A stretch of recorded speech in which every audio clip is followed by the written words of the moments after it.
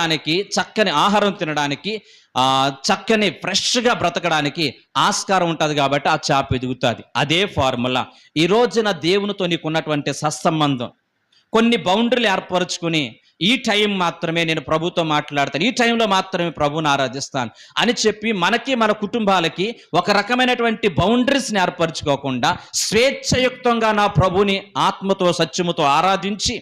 హృదయపూర్వకముగా నేనున్న ఇంటి వారిని యెహోవాను సేవిస్తామని చెప్పి భక్తుడైన యెహోషువ తెలియజేసినట్లుగా మనమందరము కూడా దేవుణ్ణి స్వేచ్ఛగా హృదయపూర్వకముగా సంతోషముగా మనం ప్రభుని ఆరాధించి ప్రభుని స్తుతిస్తూ ప్రభుతో సహవాసం చేస్తూ ఆయనతో సత్సంబంధాన్ని పెంచుకుంటూ ప్రార్థనలోని వాక్యములోని పరిశుద్ధతలోని మన యొక్క జీవితాన్ని పెంపొందింపజేసుకునే ప్రయత్నం చేస్తే